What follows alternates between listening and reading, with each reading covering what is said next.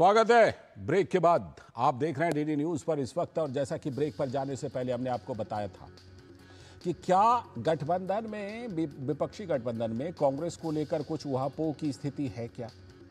ऐसा हम इसलिए कह रहे हैं क्योंकि आप महाराष्ट्र से लेकर झारखंड तक और पहले जम्मू कश्मीर में भी देख चुके हैं और टीएमसी का बयान देख लीजिए। ऐसा लग रहा है कि कांग्रेस को दरकिनार करने की कोशिश हो रही है।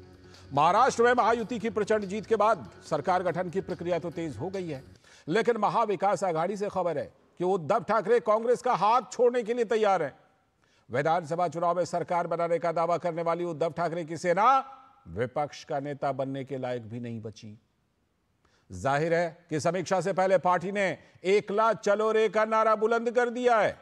मीडिया की खबर को माने तो शिवसेना के कार्यकर्ता और विधायकों को उद्धव सेना को कांग्रेस का साथ कभी पसंद ही नहीं आया, लेकिन उद्धव ठाकरे की महत्वाकांक्षा के कारण वो आघाड़ी में शामिल होते रहे, उसमें बने रहे। तो जाहिर है कि बाला साहब ठाकरे की विचारधारा मानने वाले सेना कार्यकर्ताओं ने आगामी चुनावों में अब अकेले जाने का ही अनुरोध कर दिया है। मौजूदा जो 20 विधायक हैं उद्धव सेना के, उनमें से अधिकांश ने तो कांग्रेस का हाथ छोड़ने की अपील तक कर डाली है। महाराष्ट्र में बीएमसी सहित कई बड़े महानगर पालिका का चुनाव अगले साल ही होना है, तो शिवसेना उद्धव इन चुनावों में अकेले लड़ने का मन बना रही है। संसद में विपक्षी एकता की बात करके राहुल गांधी संसद की कार्यवाही को प्रभावित करने की हर संभव कोशिश करते हैं। आज भी हंगामा किया, लेकिन इंडी गठबंधन में कई दल तो अब कांग्रेस से पल्ला झाड़ने के लिए बेताब हैं। उधर आज झारखंड में नई सरकार की जिम्मेदारी हेमंत सोरेन चौथी बार संभालने जा रहे हैं। इंडी गठबंधन इसको अपनी जीत बताकर शपथ ग्रहण समारोह में चट्टानी एकता दिखाना चाहती है, लेकिन अकेले शपथ लेने की बात कहकर हेमंत सोरेन ने कांग्रेस को झटका तो जरूर दे दिया। हेमंत सोरेन ने कांग्रेस के डेप्यूटी सीएम यानी उप मुख्यमंत्री पद की मांग को लगता है खारिज कर दिया है। तो वहीं मंत्रिमंडल में शामिल होने को लेकर भी अटकलें चल रही हैं। हेमंत सोरेन ये जीत जेएमएम की जीत बताने को लेकर उत्सुक हैं, यानी कांग्रेस को क्रेडिट नहीं। क्षेत्रीय पार्टियों के दम पर लोकसभा में 99 सीटें पाने वाली कांग्रेस को लेकर उत्तर प्रदेश उपचुनाव में सपा भी अपने रुख को सार्वजनिक कर चुकी है। तो वहीं जम्मू कश्मीर में नेशनल कॉन्फ्रेंस ने साथ साथ चुनाव लड़ने के बावजूद कांग्रेस पार्टी को अपने मंत्रिमंडल में जगह नहीं दी थी। मुख्यमंत्री उमर अब्दुल्ला ने कांग्रेस के एक मंत्री बनाए जाने की मांग को भी ठुकरा दिया। उमर अब्दुल्ला ने कहा कि कांग्रेस हमारी सरकार का हिस्सा है ही नहीं। उन्होंने कहा कि विशेष राज्य की मांग को लेकर कांग्रेस की नीति अब तक स्पष्ट ही नहीं है। तो फिर सवाल यह है कि क्या इंडी गठबंधन की एकता सिर्फ फोटो ऑप के लिए है? और सबसे बड़ा सवाल कि अगर 4 लाख वोट से जीतकर प्रियंका गांधी वाड्रा संसद में पहुंचती हैं तो ये उनकी मेहनत का नतीजा है। और उधर अगर महाराष्ट्र में चुनाव में हार हो जाता है तो उसे धोखा करार दे रहे हैं, ईवीएम का रोना रो रहे हैं। ये तमाम सवाल है, लेकिन इन सब के बीच कांग्रेस को तो दरकिनार किया जा रहा है, ऐसा लग रहा है। इस मामले में केंद्रीय मंत्री रवनीत सिंह बिट्टू ने कहा कि आज कांग्रेस की फैमिली प्लानिंग पूरी तरह से 3 सांसदों तक बन चुकी है।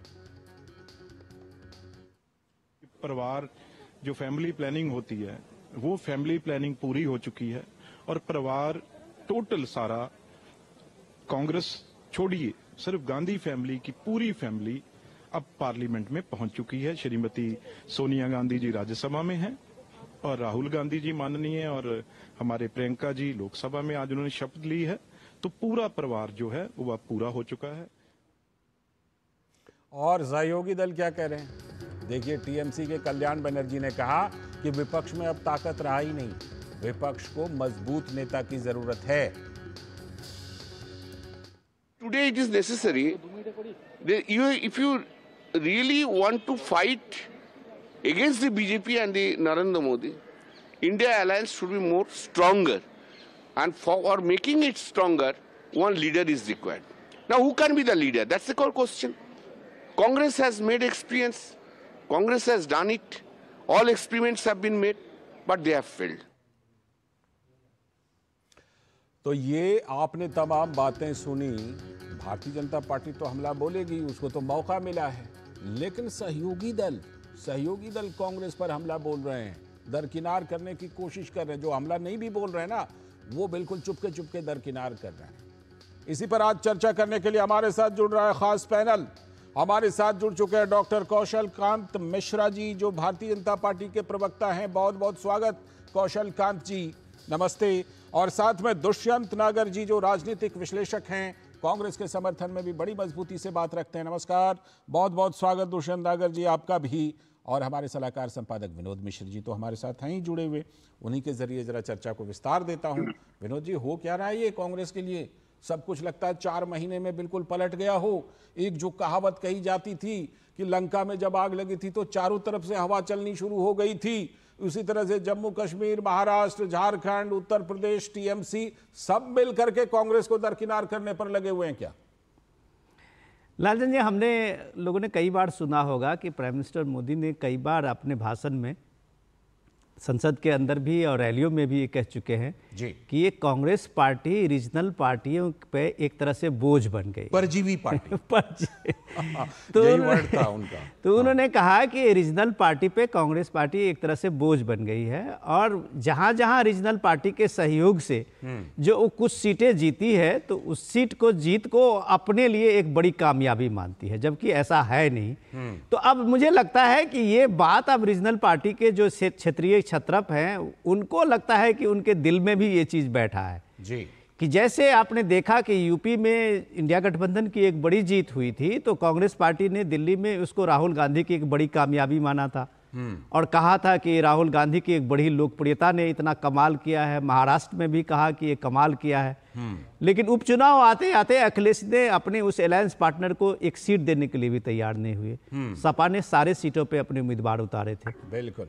महाराष्ट्र का जो ये चुनाव है ये एक टर्निंग पॉइंट है इंडिया गठबंधन के लिए, कि महाराष्ट्र के चुनाव में ये बात अब साबित हो चुकी है कि उद्धव ठाकरे को लगा कि इलेक्शन जीतना लोकसभा में एक तुक्का था।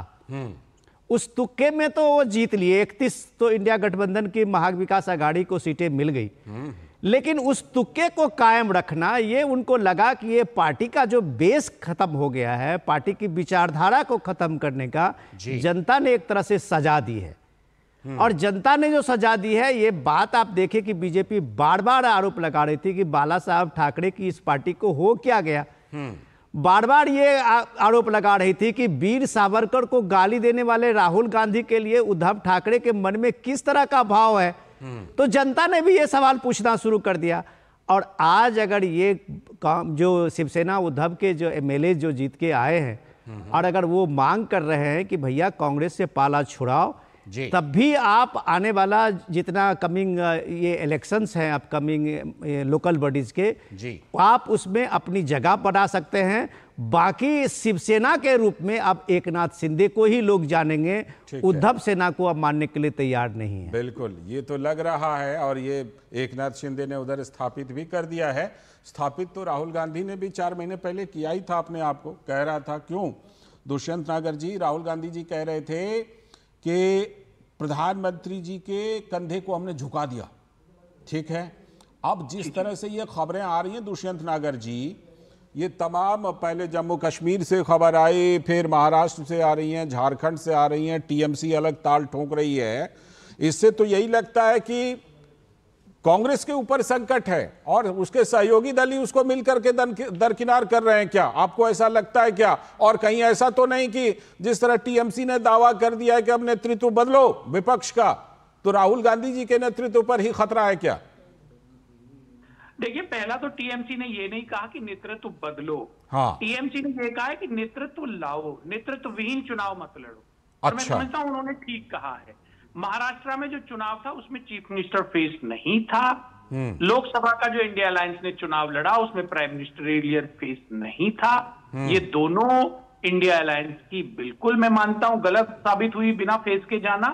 उनको हर राज्य में और लोकसभा के लिए अपना चेहरा देना होगा। देश की जनता ऐसा चाहती है। अब बात आ जाती है विनोद जी का विश्लेषण, परजीवी पार्टी जो उन्होंने प्रधानमंत्री को यूज करके किया। विनोद जी, परजीवी पार्टी तो भारतीय जनता पार्टी है जिसने सत्ता के लिए शिंदे जी के साथ समझौता किया, जिन्होंने अजीत पवार साहब के साथ समझौता किया, जिन्होंने छोटी पार्टियों को मुख्यमंत्री का पद दे दिया सत्ता में बने रहने के लिए। आप देखिए, भारतीय जनता पार्टी की सीटें बिहार में भी अधिक है, लेकिन चूंकि सत्ता में रहना है इसलिए उन्होंने स्वीकार कर लिया जेडीयू के साथ गठबंधन। तो कांग्रेस पार्टी का आप एक मुझे उदाहरण नहीं बता सकते कि जहां कांग्रेस पार्टी ने सत्ता के लिए किसी राज्य में या कभी केंद्र में कोई ऐसी अनएथिकल गलत प्रैक्टिस की हो। कांग्रेस पार्टी ने शिवसेना से गठबंधन, उद्धव सेना से गठबंधन कैसा था? इंद्र कुमार गुजराल जी को प्रधानमंत्री बनाया। उद्धव सेना से गठबंधन कैसा था सर? उद्धव सेना, बाला साहब ठाकरे की उद्धव सेना की बात कर रहा हूं मैं सर। उद्धव ठाकरे जी को बाला साहेब ठाकरे जी ने अपना उत्तराधिकारी घोषित किया था। मैं वही कह रहा हूं कि कांग्रेस ने कैसे शिवसेना से गठबंधन कर लिया। ये मिश्रा जी जानते हैं कि ओरिजिनल शिवसेना उद्धव ठाकरे जी की है, इनकी तो जुगाड़ की शिवसेना है। विनोद जी जानते हैं किस प्रकार से शिवसेना को तोड़ा गया। लीजिए, सुप्रीम कोर्ट से लेकर चुनाव आयोग से लेकर जनता तक अब ये फैसला कर चुकी है कि ओरिजिनल शिवसेना कौन है।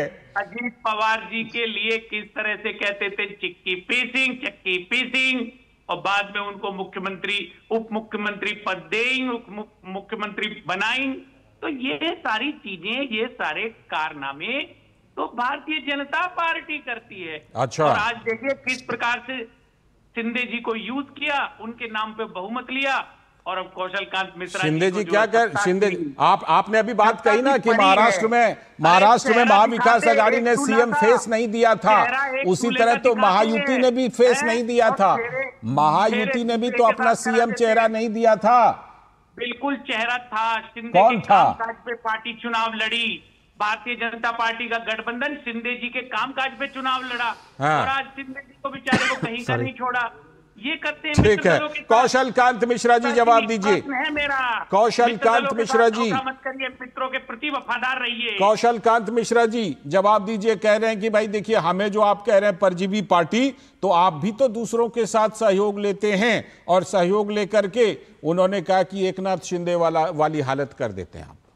लालचंद जी, पहले तो कांग्रेस को और कांग्रेस के प्रवक्ता को परजीवी और सहजीवी का फर्क समझना पड़ेगा। अच्छा, ये भी बात है। कोई भी गठबंधन सहजीविता पे चलता है। सहजीविता का ये होता है कि आप मेरे कंधे पे बढ़ो, रखो पैर और खड़े होकर ऊंचा करो और पार्टी को आगे ले जाओ। एनडीए गठबंधन में जो छोटे दल होते हैं, उनके नेताओं को, उनके लोगों से, चाहे भारतीय जनता पार्टी की सीट ज्यादा हो तब भी और कम हो तब भी, सहजीविता में वो छोटे भाई को अपने कंधे पे बिठा करके बड़ा भाई बनाते हैं और चीफ मिनिस्टर बनाते हैं। हम सब ने एग्जाम्पल देखे हैं। इसे कहते हैं सहजीविता। जब सहजीविता होती है तो दोनों ग्रो करते हैं और दोनों सक्सेसफुल होते हैं। कौशल जी, एक सवाल मेरे मन में है। कौशल जी, एक सवाल मेरे मन में आ गया है। अगर यही सहजीविता आप उद्धव ठाकरे जी के साथ दिखा देते तो ये सब चीजें महाराष्ट्र में नहीं होती जो आज हो रही है।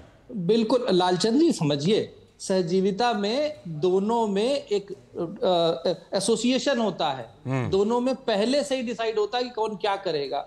दोनों अपनी बात पे रहते हैं और दोनों अपनी बात को आगे बढ़ाते हैं। ठीक है, जो मेरा काम है मैं कर।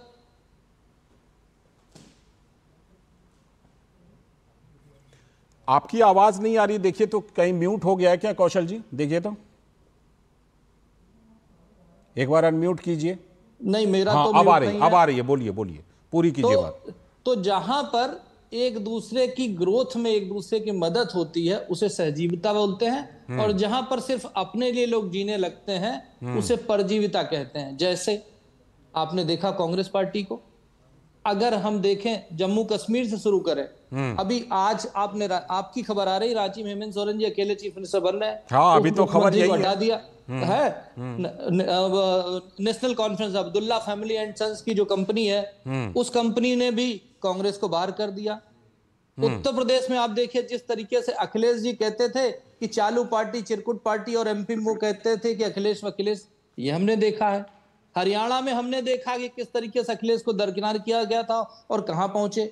पंजाब में अगर हम देखते हैं, पंजाब में आम आदमी के साथ लड़ाई लड़ते हैं और इंडी गठबंधन में साथ रहते हैं। दिल्ली में आम आदमी के साथ लड़ाई लड़ते हैं और गठबंधन में साथ रहते हैं। तो ये जो फर्क है ना, और एक बेसिक फर्क और है छोटा सा, जो ये अभी मेरे मित्र कह रहे थे कि बाला साहब ठाकरे ने उद्धव ठाकरे को अपना उत्तराधिकारी बनाया। जी। ये मोनार्की उत्तराधिकारी वाली प्रथा वाले ना, यही लोग हैं असली पीडीए, परिवार डेवलपमेंट अलायंस। अच्छा, जितने भी लोग हैं गठबंधन में अपोजिट साइड में सब परिवार डेवलपमेंट अलायंस मैं लौटता हूं आपके पास, अपने फायदे के लिए बात करने की मैं लौटता हूं आपके पास विनोद जी। कोई सहजीवी नहीं है, सब परजीवी है। ठीक है विनोद जी, मैं खास तौर पर जो दुष्यंत नागर जी ने एक अपने हिसाब से मतलब बताया कि कल्याण बनर्जी का कहने का मतलब ये था कि हमें मुख्यमंत्री का चेहरा देना चाहिए था। क्या यही मतलब था कल्याण बनर्जी का कहने का मतलब जब उन्होंने विपक्ष के नेतृत्व पर सवाल उठाया? बताइए विनोद जी।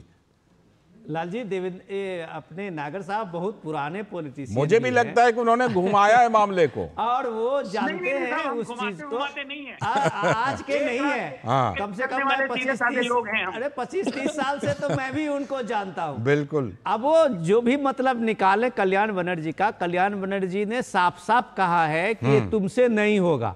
ये लाइन आप तरह समझने में थोड़ी सी देर लगेगी इनको, नागर साहब को।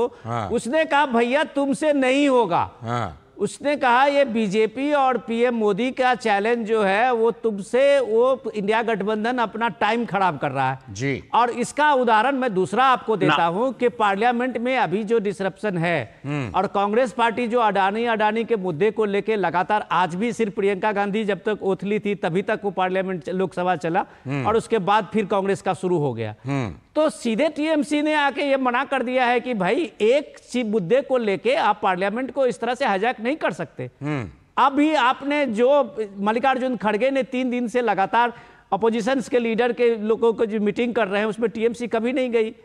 कितना आप दीवार पे लिखा हुई चीज पढ़िएगा। उसने कहा है सीधा टीएमसी ने कि ये ममता बनर्जी को लाओ और ये राहुल गांधी को जो ये दिखा रहे हो इंडिया गठबंधन का नेता, उससे काम नहीं चलने वाला। ये चीजें अगर आप समझ लें तो अभी शायद बेहतर होगा।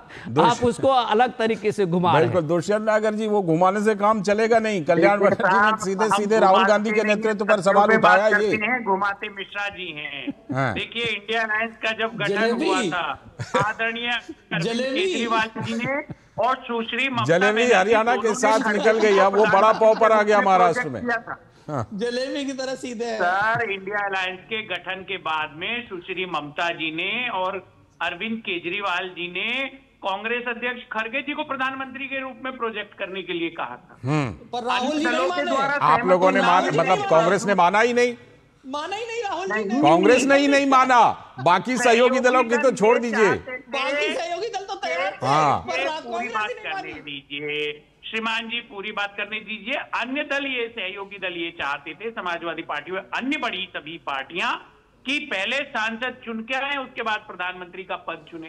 कांग्रेस पार्टी भारतीय जनता पार्टी की तरह अपने राय और विचार अपने गठबंधन के सहयोगियों पर थोपती नहीं है, जैसे भारतीय जनता पार्टी आज थोप रही है।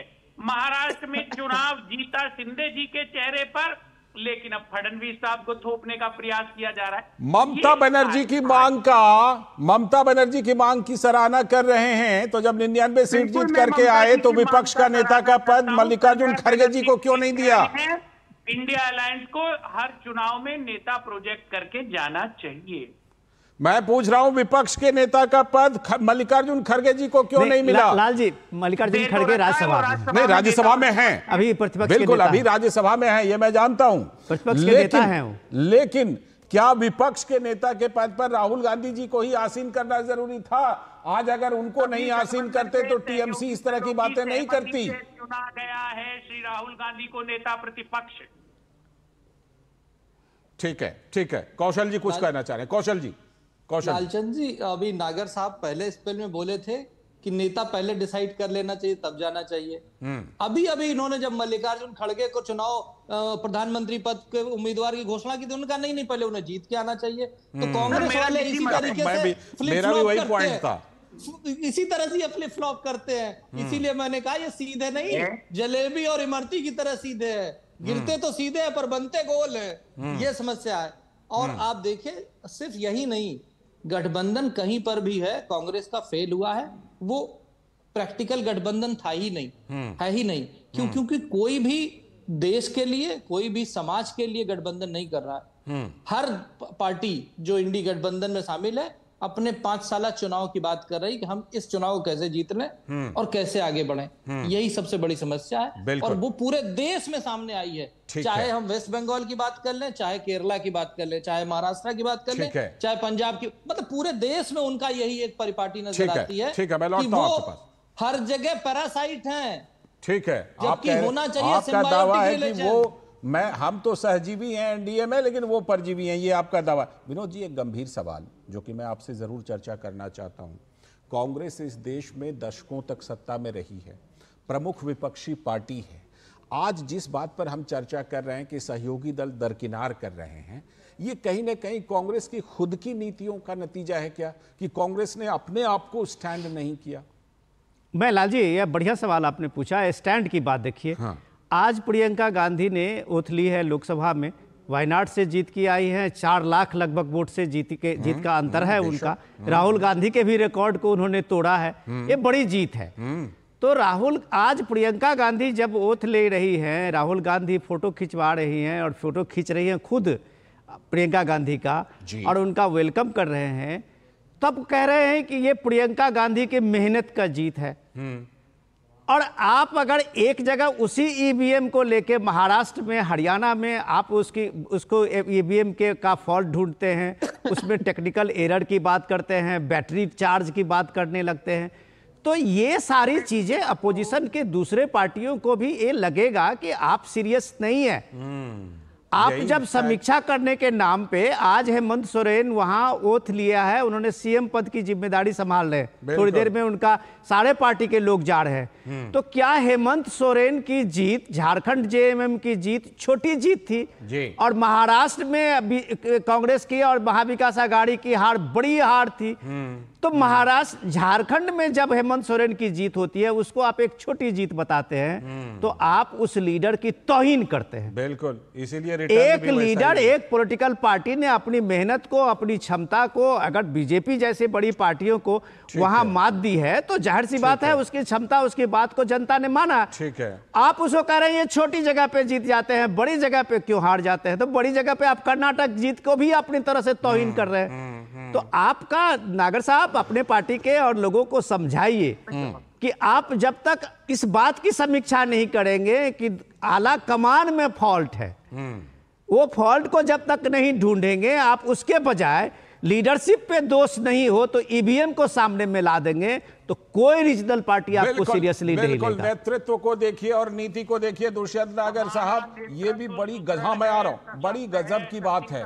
ये भी बड़ी गजब की बात है कि झारखंड में ईवीएम अच्छा, महाराष्ट्र में खराब, नांदेड़ लोकसभा में तो अच्छा, लेकिन विधानसभा चुनाव में खराब, वहां कर्नाटक के उपचुनाव और बंगाल के उपचुनाव में तो अच्छा, यूपी उपचुनाव में खराब। ये बड़ा ही जबरदस्त, ये जनता कैसे पचाएगी, इसको डाइजेस्ट कैसे करेगी? दुष्यंत नागर, एक बात बताइए, अगर कांग्रेस महाराष्ट्र चुनाव में सवाल उठा रही है तो तथ्यों पे उठा रही है, चुनाव आयोग जवाब दे। एक गांव के तथ्य दीजिए ना, चुनाव आयोग को जवाब देना ही पड़ेगा। कांग्रेस को, और ईवीएम में शून्य आया है। कुछ जगह पे क्या हुआ है, कास्ट वोट और काउंट वोटों में अंतर आ रहा है, कहीं पे वोट ऑफ परसेंटेज बढ़ रहा है। तो ये सारी तकनीकी चीजें हैं। कौशल जी, तमाम प्रावधान है, उसका इस्तेमाल करना चाहिए ना। जवाब नहीं दोगे तो हम लोग तो सवाल करेंगे। आप लोग जवाब नहीं दोगे तो सुप्रीम कोर्ट ने जवाब दे भी दिया है 2 दिन पहले। गांव जाएंगे सवाल उठाने के लिए। दुष्यंत नागर जी, सुप्रीम कोर्ट ने 2 दिन पहले जवाब दे भी दिया है कि ये क्या खेल चल रहा है, हारते हैं तो कहते हैं ईवीएम की वजह से हार गए, जहां जीतते हैं वहां बिल्कुल खुशी खुशी जाके सरकार बना लेते हैं। सवालों के जवाब देना चुनाव आयोग दे जाइए। आप सवाल तथ्यों के साथ सवाल कीजिए, वो देना उसकी जिम्मेदारी है, देगा ही, बिल्कुल देगा। कौशल कांत जी ये कह रहे हैं कि भाई आप क्या कुछ ऐसा गेम कर रहे हैं क्या कि झारखंड इनको जानबूझ के दे देते हैं कि ये लो, और महाराष्ट्र खुद ले लेते हैं कि ये बड़ा है, ये मुझे दे दो ईवीएम के जरिए? अरे कुछ नहीं लालचंद जी, हम लोग मुहावरा पढ़ते थे ना, नाच ना आवे आंगन टेढ़ा। संगठन चला नहीं सकते, परजीवी बन के रहते हैं, तो कह रहे हैं कि ईवीएम खराब है। और इसी पे एक और कहा जाता था, शौकीन बुढ़िया चटाई का लहंगा, वही हाल है इनका। तो और हम कुछ नहीं कह सकते। और जहां तक रही ईवीएम की बात, सर ईवीएम के लिए आप सबने दिखाया, इलेक्शन कमीशन ने चैलेंज दे के बुलाया था, टाइम दिया था, कि आप अपनी ईवीएम लाइए, दिखाइए, हैकेथॉन पर की उस बात समय कर रहे हैं। सब गायब हो गए, कोई नहीं आया था, कोई नहीं आया था, एकदम ये तो तथ्यात्मक कोई नहीं बात आया है। था। पूरा खुला चैलेंज था और कोई नहीं आया, कोई नहीं आया था। और अगर बात क्या कर रहे हैं आप? अभी भी दुष्यंत भाई साहब के पास ऐसा कुछ है तो इलेक्शन कमीशन में जाएं कि हम हैक कर सकते हैं और दिखाएं, नहीं, तब तो सुना जाए। मुझे लगता है कुछ दलों और नेताओं को वो बूथ लूटने वाला जमाना, मतपेटी लूटने वाला जमाना, जिसमें प्रधानमंत्री के क्षेत्र में भी बूथ लूटने की खबर आई थी, बिल्कुल बिल्कुल शायद ले जाना चाहते हैं। फिलहाल इस चर्चा में शुक्रिया, बहुत बहुत शुक्रिया कौशल कांत जी आपका, साथ में दुष्यंत नागर जी और विनोद जी, आपका भी बहुत बहुत शुक्रिया इस चर्चा